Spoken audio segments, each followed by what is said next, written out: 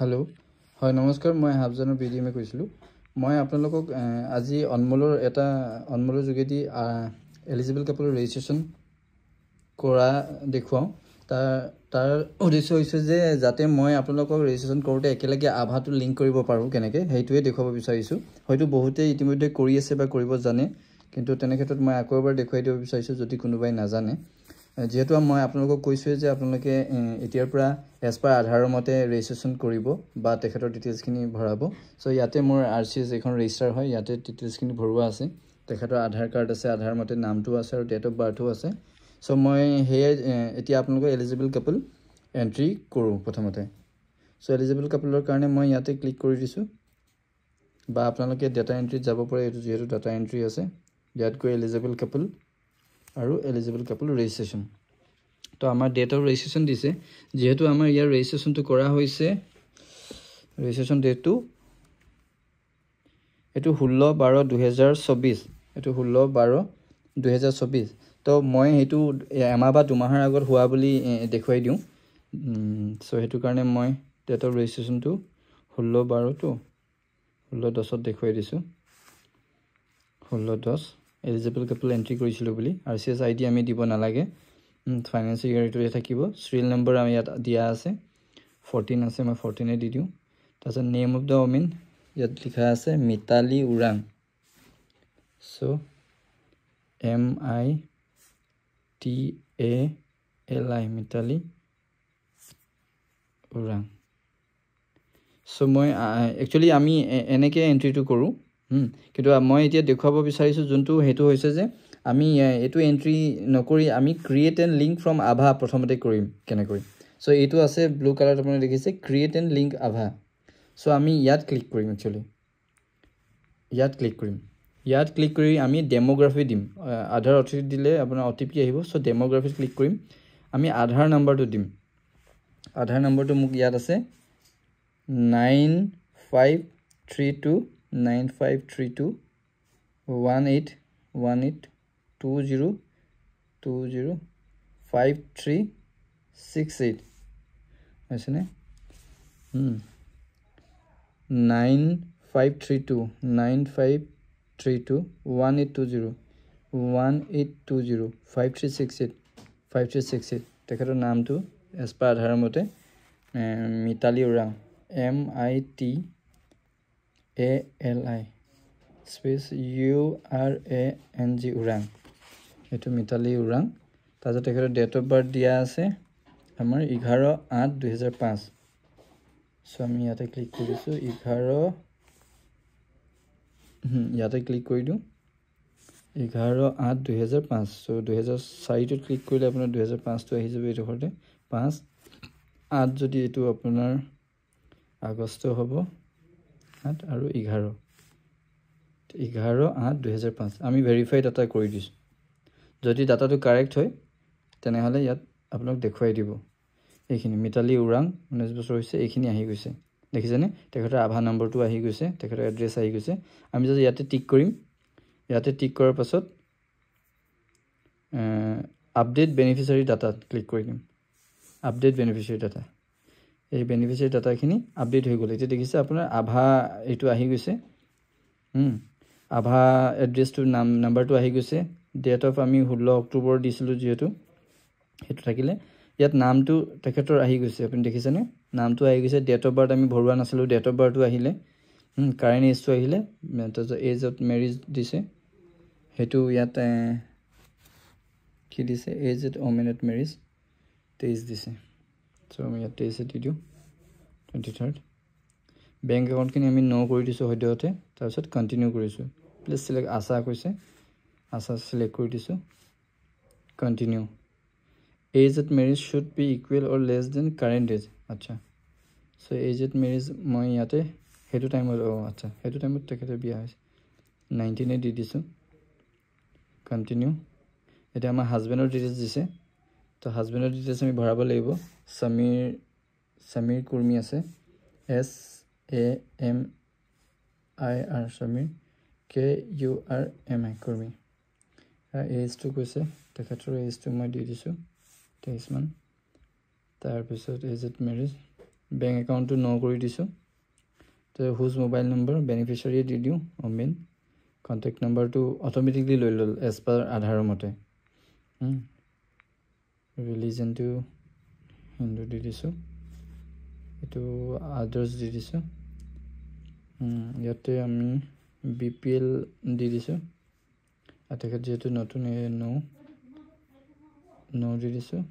তাৰপিছত ছেভ কৰিছোঁ record save এইটো আইডিটো আমাৰ ক্ৰিয়েট হৈ গৈছে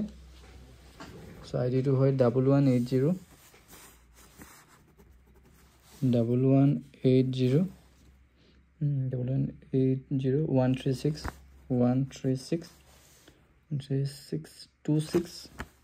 136 245 অ'কে কৰিলোঁ তাৰ পাছৰ ষ্টেপখিনি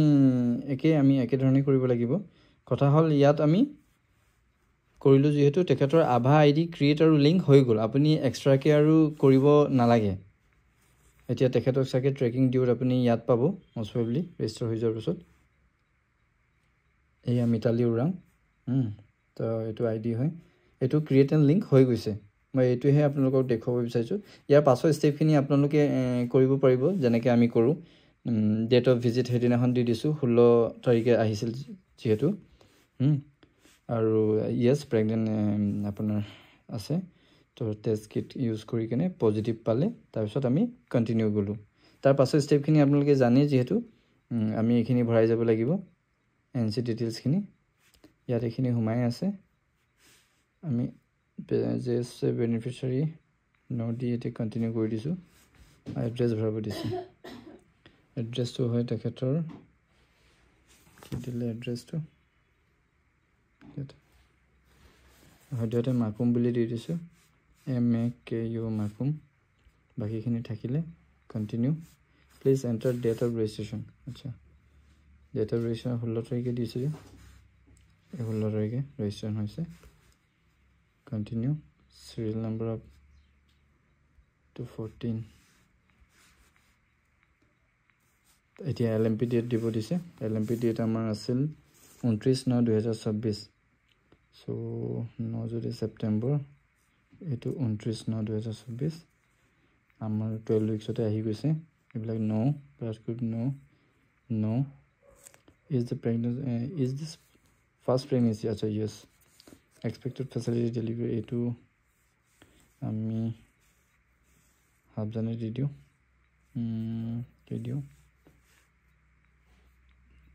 প্ৰাইমেৰী হেল্থ চেণ্টাৰ ইয়াতে আমি হাফজান দি দিছোঁ এইবিলাক নো ৱেইট এড সুধিছে ৱেইটটো মই ৱেইট কিমান আছে 43 kg ৱেইটটো আপোনাৰ 43 হাইট অফ এইটো সুধিছে এইটো 11 দিব লাগিব চাগে যিহেতু উইক্সটো আমাৰ পৰিলে 11 চাওঁচোন 11 ৰেজিষ্ট্ৰেশ্যন কণ্টিনিউ কৰিছোঁ হাইটটো 50 to 20 ভিতৰত হ'ব লাগিব কিমান দিছে ইয়াত যি নহওক সদ্যহতে আমি 50 দি চাওঁচোন বুজাবৰ কাৰণে আপোনালোকক দি দিছোঁ আৰু ৰেকৰ্ড হয় এতিয়া আমি NCটো আমাৰ অহা নাই তো আমি এতিয়া NCটো দেখুৱাম যে হাফজানত হৈছিল বুলি primary health centre location Hafjan NC visit date 16 তাৰিখ আছিল তাৰপাছত আহিলে নো ৱেইট 43 হিমোগ্লোবিন তেখেতক দিলে 110/70 চৰি হিমোগ্লোবিন কিমান দিলে 11.6 চ' 11.6 তাৰপিছত ডেট TT 16 তাৰিখে লৈছে ফাৰ্ষ্ট TT চৰি 16 ডিচেম্বৰত লৈছে ঠিক আছে 16 ডিচেম্বৰ ফাৰ্ষ্ট TT নম্বৰ মই 60 দেখাই দিছোঁ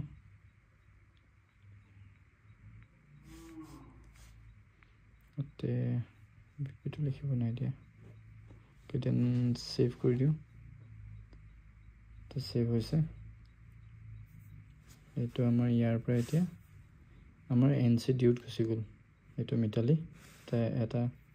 এইটো আৰু এতিয়া স্কিপ কৰি দিব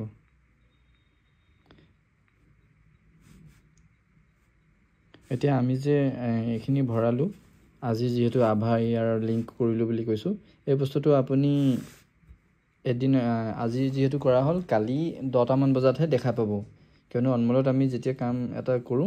হেতু নেক্সট ডে 24 ঘণ্টা লাগে তাৰ পিছত হেতু আৰচিএস বা হেৰিত ৰিফ্লেক্ট হ'বলে সো এইটোৱে মই আপোনাক দেখাব বিচাৰিছিলো যে যেতিয়া আপোনালোকে নতুন কিন্তু ৰি-ৰেজিষ্ট্ৰেচন কৰিলে আপুনি এইটো কৰিব নোৱাৰিব হেতু আমি এক্সট্ৰাকে গৈ কেনে এবিডিএমত গৈ সাৰ্চ কৰি আমি লিংক কৰিব লাগিব কিন্তু যদি আপুনি নতুন প্ৰেগনেন্ট লেডি আহিছে আৰু তেখেতৰ যদি ৰেজিষ্ট্ৰেচন কৰিছে এনেকে কৰিব ইয়াতে গৈ আপুনি যেতিয়া ৰেজিষ্ট্ৰেচন কৰিব তো প্ৰথমতে এই ক্ৰিয়েট এন লিংক ফৰ আভা তাতে গুচি যাব এইখিনি ফিল আপ কৰিব নালাগে ক্ৰিয়েট এন লিংক ইয়াত গৈ ডেমোগ্ৰাফিত ক্লিক কৰি আধাৰ নাম্বাৰটো দিব নামটো দিব আৰু ডেট অফ বাৰ্থ দিব তাৰ পিছত ভেৰিফাই কৰি দিব তাৰ পিছত আপোনাৰ ভেৰিফাই আপডেট বুলি এনেকুৱা কিবা এটা থাকিব লেফট হ্যান্ড সাইডে যোনটো থাকে সো হেয়াত ক্লিক কৰি দিব তে গোটেই ডাটাখিনি অটোমেটিকলি লৈ ল'ব তেনেকৈ আপোনাৰ সুবিধা হ'ব যে তেখেতৰ নাম ডেট অফ বাৰ্থ আৰু